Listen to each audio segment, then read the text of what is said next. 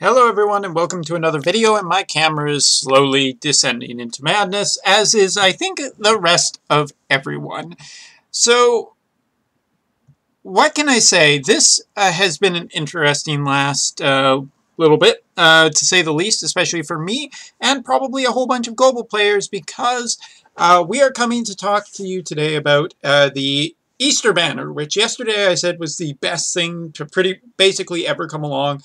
And since then, I went through a, wow, this is probably one of the worst things to happen to global. And now we're finding out that, well, I'm not going to be the one who says that this was a bait and switch. There are plenty of people out there who are going to say, oh, this was a tactic by Gumi, this is everything like that, and that is paranoid.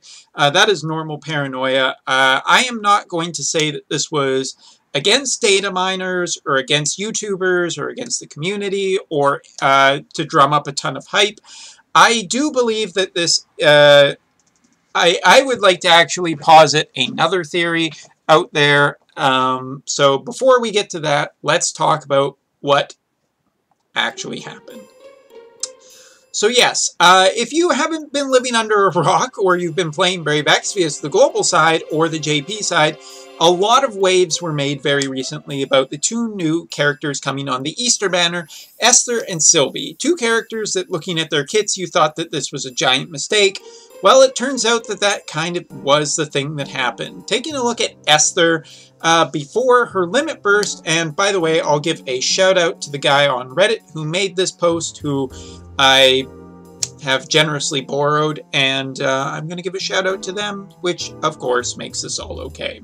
No, but seriously, thank you, Odiriel, for compositing this. This has made this very easy, since I don't have a lot of time today. Otherwise, I probably would have done it all by myself. But yeah, this is... thank you so much for doing this. For not just me, for the entire community. Because this is something that a lot of us have reacted to already. And this is a last-minute change of the data. So, looking at Esther, Esther has been greatly decreased in terms of her limit burst. But to put that in context of why this was, there were some JP players who calculated the damage, as well as the global players who calculated damage out for Esther and her limit burst. Esther's kit was going to put her directly behind Chair Rain, a character that is approximately 9 months to a year out on the global side. That is how far of a power creep she was. Esther was going to be more damage dealing than CG Lightning, CG Bartz, and probably would have destroyed the damage meta on the global side for a long time to come. So I'm unsurprised that this has happened, but how this has happened has definitely been really shitty. So let's put it that way. Looking at Esther, now her limit burst has been changed to a physical damage of only 14 times, ignoring 50% defense to all enemies. Enables for 3 turns triple cast. That is basically the same. Increased limit burst damage of only 35% for 3 turns to the caster, and a 250% attack increase for 3 turns to the caster.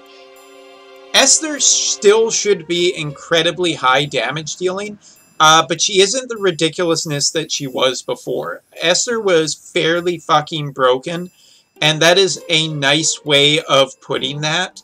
She literally would have destroyed the entire global damage meta for 9 months. Either that, or it would have had to be continually power crept, which is insanity. It's absolutely insanity what Esther was before, and I don't think people appreciated enough just how much damage output she could have done. She would have literally been behind Chair Rain, which is why I compared her more to Chair Rain in my video. I said that she was a combination of Axstar and Regina, but that wasn't quite accurate. She would have been more close to Chair Rain and Regina, which is an absolutely terrifying combo. She would have made every trial up until Blood Moon on the global side a literal fucking joke. So I think that this is kind of good, kind of bad. Obviously, for players, it would have been nice to have just one of the most overpowered characters to ever grace the game. That is not the case anymore. You should definitely take a look. I think people are going to have to recalculate the damage output for Esther. Esther was basically a limit burst character, and without that 200% limit burst damage increase, she's probably going to be pretty damn in line with Axstar. I wouldn't be surprised if she still out-damages Axstar. Axstar is going to have more utility by having both fire and ice elemental options in his kit, where Esther is only lightning. So it makes sense that if Esther is slightly more damage dealing, but more limited in some parts of her kit. Either way, I'm still going to say this. I still think Esther is a really good value deal. I think that she is going to be very strong. She's just not the insanity that she was at one point in time. I still think that she's probably a little too strong for the current damage meta on global, but she doesn't. There's a good chance that people who are waiting for Axstar, you'll still be pretty good if that's the character you want to go with. I mean, Axstar will still be good for like many months after he releases, but Esther would have been the be-all and end-all of the entire global side. Next up is Sylvie, and Sylvie was more of a support unit. Her limit burst has now been changed to, you know, she cures all things and gives increased resistance to all elements of 75% for 3 turns to all allies, as opposed to 100%. 100% elemental resistance straight across the board was absolutely stupid. It was even dumber when she had natural 100% element resistance. So, yeah, I have a feeling that this is more in line, but I do want to say that even with the up cost, I still think that this is a really good limit burst. It just isn't game-breaking anymore. It has had to be repeatedly nerfed already, but I still think it's very strong. 35% MP recovery to all allies is pretty damn valuable, especially on a limit burst. She still has over 3,000 HP barrier, which is really good. And 75% to all elements makes a big difference in how you gear your entire party. It is the difference between having to put like a massive amount of elemental gear on various characters and not. Obviously, the 45 limit burst crystals hurts, so it'll really depend.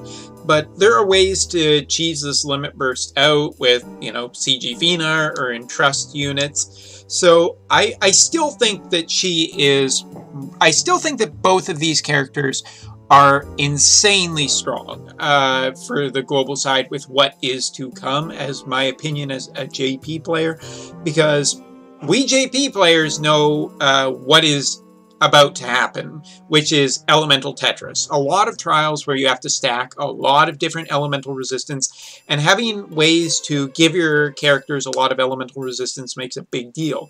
75% across the board is still very utility-based to just a lot of trials in the future. So I still give the, even though Sylvie has been reduced in her capabilities, I still think that she is insanely strong, just not quite as broken. And that's kind of the story of both Esther and Sylvie. Esther, I would really want to see what the damage calculation is. Obviously going from a 200% limit burst to a 35% increase, as well as losing 50% in her attack boost, is really going to take her damage output down, but her damage output at any chaining limit burst with that kind of damage output that can be accessed regularly is very, very strong, as we've seen on the JP side with a unit such as Chair Rain. So if I can get rid of this, nope, not that, oh, not that, oh god, okay, alright. I mean, I have cleared so many trials recently on the JP side with Chair Rain because regular access to a high chaining limit burst such as Hayu's or CG Rain is an insanely powerful thing to have. So obviously there's going to be a few spoilers here. If you even consider these spoilers. Oh, it's a version of Rain that's not Season 3. Okay, whatever. Let's take a look at just kind of Chair Rain in a trial, and we're just gonna bring two two of these guys, and we're going to see what we can get for a limit burst done. And obviously, this is a pretty weak character, but, you know, really just trying to prove the point of how strong a limit burst orientated character can be.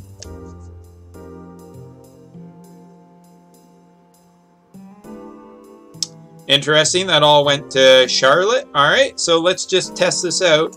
And, I mean, Hayu, Axstar on the JP side have proven multiple times just how powerful a chainable limit burst is. The only difference is how often you can access a chainable limit burst. And yeah, this is a weak enemy, I know, just go with it, okay? The point is that chainable limit bursts have proven to be quite strong in the past. So I would say that both of these characters should still be really strong.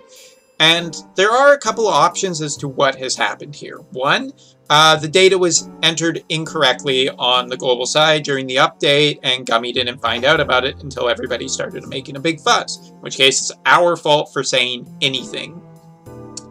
The second option, I think, is that it was a bait and switch. It was either to screw with the data miners or the community at large for being data miners, which I think is a really shitty thing to do, and if that's the case, I would be really worried about the state of this game if it's players versus developers in terms of a slugfest of who is trying to screw who over. So, yeah, that is definitely not an encouraging thought. The other thought that I have thought about is that this is not a bait and switch. This is not any of that. What this is that Gumi doesn't know what the fuck they're doing. And I think that that is a pretty good, there's a pretty good chance of that.